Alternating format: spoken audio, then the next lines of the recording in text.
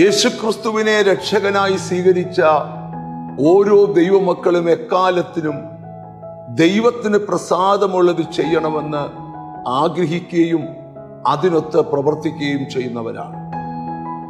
ദൈവം നമ്മിൽ പ്രസാദിച്ചാൽ ലഭിക്കുന്ന ധാരാളം അനുഗ്രഹങ്ങളുണ്ട്. എന്നാൽ ഇന്ന് നിങ്ങളോട് പറയാൻ പോകുന്ന സന്ദേശം മലാഖിയുടെ പ്രവചനം 1-ാം അധ്യായത്തിന്റെ 9-ാമത്തെ വാക്യം. ദൈവം നമ്മോട് കൃപ കാണിപ്പാൻ തക്കവണ്ണം അവനെ പ്രസാദിപ്പിച്ചു കൊള്ളുവീൻ. എന്താണ് ഈ വചനത്തിന്റെ സന്ദേശം? ദൈവം നിന്നോട് കൃപ കാണിപ്പാൻ സമയമായിരിക്കുന്നു. അതുകൊണ്ട് നാം ദൈവത്തെ പ്രസാദിപ്പിക്കുകയാണ്. റോമാലേഖനത്തിൽ ധന്യനായ പൗലോസ്ലീഹ വെളിപ്പെടുത്തുക, സഹോദരന്മാരെ, ഞാൻ ദൈവത്തിന്റെ മനസ്സലിവോർപ്പിച്ച് നിങ്ങളെ പ്രബോധിപ്പിക്കുന്നത്, നിങ്ങൾ ബുദ്ധിയുള്ള ആരാധകരായി നിങ്ങളുടെ ശരീരങ്ങളെ ജീവനും വിശുദ്ധിയും ദൈവത്തിന് പ്രസാദമുള്ള യാഗമായി സമർപ്പിക്കണം. ഒന്ന്, നമ്മുടെ ശരീരം ദൈവത്തിന് പ്രസാദമുള്ള യാഗമായി സമർപ്പിക്കണം. ഗലാത്യ സഭയോട് പൗലോസ് ചോദിക്കുക, ഇപ്പോൾ നിങ്ങൾ മനുഷ്യരെയോ ദൈവത്തെയോ പ്രസാദിപ്പിക്കുന്നത്? മനുഷ്യരെ പ്രസാദിപ്പിക്കുന്നവന് ഒരിക്കലും ക്രിസ്തുവിന്റെ ദാസനായി ഇരിപ്പാൻ കഴിയുകയില്ല. എങ്ങനെയാണ് ഒരു മനുഷ്യന് ദൈവത്തെ പ്രസാദിപ്പിക്കാൻ കഴിയുന്നത്? എബ്രായ ലേഖനം 11-ാം അധ്യായം നമ്മളെ പഠിപ്പിക്കുന്നു, വിശ്വാസം കൂടാതെ ആർക്കും ദൈവത്തെ പ്രസാദിപ്പിക്കാൻ കഴിയത്തില്ല. അപ്പൊ ദൈവം നമ്മളിൽ പ്രസാദിക്കണമെങ്കിൽ നമുക്ക് ആഴമേറിയ ദൈവവിശ്വാസം ഉണ്ടാകണം. ഇവിടുത്തെ സന്ദേശം, ദൈവം നിന്നോട് കൃപ കാണിപ്പാൻ സമയമായിരിക്കും.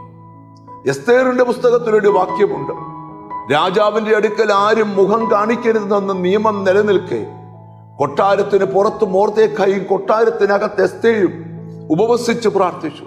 ഉപവാസം കഴിഞ്ഞതിന് ശേഷം എസ്തേർ രാജകൊട്ടാരത്തിൽ ചെല്ലുമ്പോൾ രാജാവിന് അവളോട് കൃപ തോന്നി പൊൻചെങ്കോൽ അവൾക്ക് നേരെ നീട്ടി. ബൈബിൾ നമ്മളെ പഠിപ്പിക്കുകയാണ്, എസ്തേർ രാജ്ഞിയെ, നിന്റെ ആഗ്രഹം എന്ത്? രാജ്യത്തിന്റെ പകുതിയോളമായാലും തരാം എന്ന് പറയുന്ന ഒരു വാക്യം ബൈബിളിലുണ്ട്. ഇവിടെ നമ്മളെല്ലാം മനസ്സിലാക്കേണ്ട ഒരു കാര്യം, ഒരു രാജാവിന് കൃപ തോന്നിയപ്പോൾ ദൈവത്തിന് സ്തോത്രം, രാജ്യത്തിന്റെ പകുതി വരെ കൊടുക്കാമെന്ന് പറഞ്ഞെങ്കിൽ ഈ ദിവസങ്ങളിൽ ദൈവം നിന്നോട് കൃപ തോന്നും. നിനക്ക് തരാൻ പോകുന്നത് ഭൗതിക നേട്ടങ്ങളെക്കാൾ അധികം ആത്മീയ അനുഗ്രഹങ്ങളാൽ ദൈവം നിന്നെ നിറയ്ക്കട്ടെ. ഈ ദിവസങ്ങളിൽ നിങ്ങൾ ദൈവത്തെ പ്രസാദിപ്പിച്ച് ജീവിക്ക്. ദൈവത്തിന് നിന്നോട് കൃപ തോന്നുവാൻ സമയമാണ്. കണ്ണുകളെ അടച്ച് പ്രാർത്ഥിക്കാം. കാരുണ്യവാനായ ദൈവമേ, സ്വർഗ്ഗസ്ഥ പിതാവേ, എന്നോട് ചേർന്ന് പ്രാർത്ഥിക്കുന്ന മക്കൾക്ക് വേണ്ടി പ്രാർത്ഥിക്കുന്നു. ഞങ്ങളുടെ വാക്കും ചിന്തയും പ്രവൃത്തിയും എല്ലാം ദൈവത്തിന് പ്രസാദമുള്ളതായി തീരട്ടെന്ന് ഞങ്ങൾ ആഗ്രഹിക്കുകയും പ്രാർത്ഥിക്കുകയും ചെയ്യുന്നു. എന്നോട് ചേർന്ന് പ്രാർത്ഥിക്കുന്ന മക്കൾക്ക് വേണ്ടി പ്രാർത്ഥിക്കുന്നവരെ നിന്റെ നാമം ചൊല്ലി പിതാവിൻ്റെയും പുത്രന്റെയും പരിശുദ്ധാത്മാവിന്റെ നാമത്തിൽ അനുഗ്രഹിച്ച് പ്രാർത്ഥിക്കുന്നു. അവർ അനുഗ്രഹിക്കപ്പെടട്ടെ, യേശു ക്രിസ്തുവിൻ നാമത്തിൽ തന്നെ. ആമേൻ. ഈ ദിവസങ്ങളിൽ ദൈവം നിന്നോട് കൃപ തോന്നും. ദൈവം നിന്നെ അനുഗ്രഹിക്കും. God bless you.